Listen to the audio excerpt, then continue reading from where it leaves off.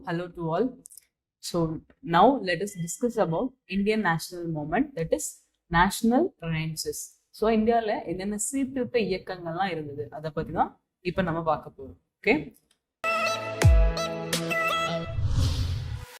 so before we all know that India's founder, that is Gandhiji, his fight for Indian freedom, and after he came from South Africa in 1950, he started Indian national movement, right? 1919. Okay, then what is nationalism? Nationalism na enna அப்படின்னா, so that is simply means loyalty and devotion.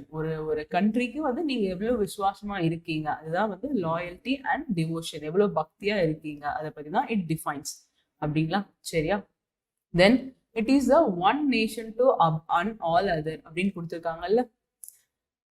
So here the one nation above all others, அதாவது ரெண்டு கண்ட்ரிஸை compare பண்ணும்போது, for example India and Pakistan அப்படின்னு எடுத்துட்டீங்கன்னா, so இந்தியாவில் culture வந்து பாகிஸ்தானை விட எப்படி இருக்கு, தட் இஸ் அவங்கள விட வி புட் ஹையர் அபவ், அதுதான் வந்து loyalty and devotion. It is called nationalism அப்படின்னு சொல்றாங்க. சரிங்களா?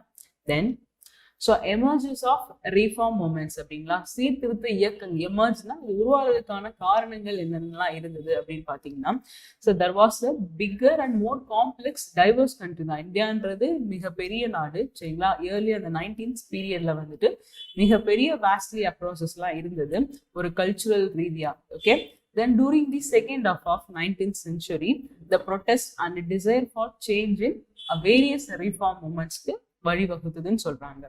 தென் the emergence of new economic force, here new economic force and spread of education levelலையும் கொஞ்சம் இன்க்ரீஸ் ஆகணும். growth of nationalist sentiment and influence of modern western thoughtsலாம் வர ஆரம்பிச்சது.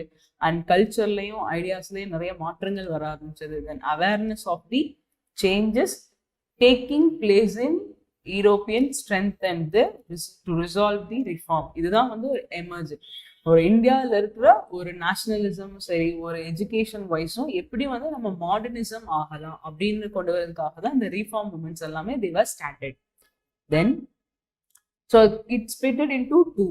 One is reformist movement and other one is revivalist movement. Okay, so now early reform movements in Bengal. So Bengal initial reform movements என்னென்னலாம் இருந்ததுன்னா, first one is Brahma Samaj.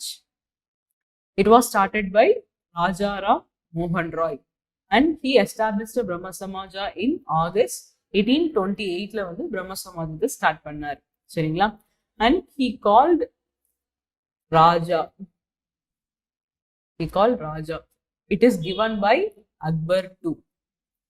So we know that he was a later Mughal king, later Mughal king is Akbar II. He gave a Raja Pattam to Rajaram Mohan Roy. Okay, and he started, already I said he started Brahma Samajam. So what is the purpose of Brahma Samajam is to worship and adoration of the eternal, unsearchable, immutable being who is the author of universe அப்படின்னு சொல்றாங்க. சரிங்களா?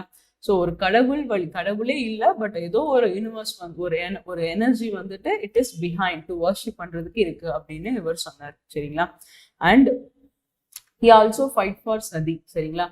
கணவன் இறந்ததுக்கு அப்புறம் மனைவி வந்து உடன்கட்டை ஏறணும் அப்படின்ற ஒரு வழக்கம் அது, தட் இஸ் கால்டு சதி. ஸோ அதுக்கு அகெயின்ஸ்டாகவும் ஹி ஃபவுட் ஃபார். ஸோ அதனால ஹி எனாக்டட் லா ஃபார் சதி 1829ல சதி ஒழிப்பு சட்டம். சதி ஹிஸ் பிராக்டிஸ் ஆஃப் சதி இன் அ கிரைம். ஸோ சதி அப்படின்றது ஒரு கிரைம் அப்படின்னு சொல்லி 1829ல சதி ஆக்ட், அப்படி அபாலிஷன் ஆஃப் சதி அப்படின்ற ஆக்டை வந்து கொண்டு வந்தாங்க. சரிங்களா? The overall contribution of Brahma Samajam can be, இதோட கான்ட்ரிபியூஷன், பிரம்ம சமாஜத்தோட கான்ட்ரிபியூஷன் என்ன அப்படின்னு பார்த்தீங்கன்னா, ஃபர்ஸ்ட் ஒன் வந்து விடோ ரீமேரேஜ் சப்போர்ட் பண்ணணும், விதவைகள் மறுமணம் செய்யலாம் அப்படின்றத சப்போர்ட் பண்ணணும். And abolition of child marriage and purdah system. So இதெல்லாம் வந்துட்டு அகெயின்ஸ்டா வந்து போராடினாங்க. And caste system. சரிங்களா? கேஸ்ட் சிஸ்டத்துக்கு எதிர சமூகத்துல வந்து சாதிகள் வந்து இருக்கக்கூடாது அப்படின்றதுக்காகவும் போராடினாங்க. And idol worship, faith. சரிங்களா? உருவ வழிபாடு இல்லாம ஏதோ ஒரு டிவைன் வந்து இருக்குது அப்படின்னு சொன்னாங்க. இதுதான் வந்து பிரம்ம சமாஜமோட contribution. Then so inspired by the idols of the French Revolution, Ram Mohan Roy left for Europe and died in Bristol. சரிங்களா? பிரெஞ்சு ரெவல்யூஷன் நடந்துட்டு இருக்கும்போது இங்க இருந்து அவங்க போய் பிரிஸ்டோல் அப்படின்ற இடத்துல போய் இறந்து போயிடுறாரு. சரிங்களா? ஸோ ஆஃப்டர் இவர் இறந்ததுக்கு அப்புறம் the Brahmo Samaj were taken forward by Keshav Chandra Sen. சரிங்களா? 1857ல. So the strength of the organization is known from the number of branches. So நிறைய branches இருக்கு. 54 சமாஜாஸ், 50 in Bengal, 2 in Northwest provinces இருக்கு, 1 in Punjab and Madras. So 54 சமாஜா branch வந்து இருக்கு.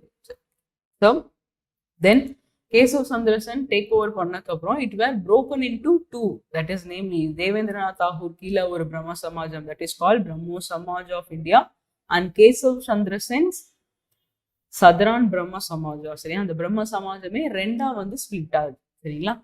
So in Tamil Nadu Kasi Viswanatha Mudaliar இவர் வந்து lead பண்றாரு.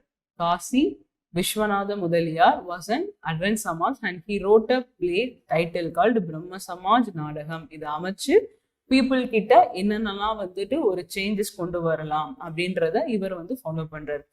And he also wrote a tract in support widow remarriage support இவரும் support பண்றாரு. and Tamil journal title தத்துவ Bodhini was started for the cause of the பிரம்ம சமாஜா. சரிங்களா? தத்துவ போதினி அப்படின்ற ஜேர்னலை வந்து ஸ்டார்ட் பண்ணி பிரம்ம சமாஜத்தோட கொள்கைகளை வந்து சொல்றாரு. and he opened a temple in Calcutta. அதுல அந்த ஆல்ரெடி நான் சொல்லியிருந்தேன், there is no image, உருவ வழிபாடுன்றது இல்லவே இல்லை. somewhere is power, power is in universe, அதை வந்து நம்ம வர்ஷிப் பண்ணணும் அப்படின்றத கான்செப்ட்.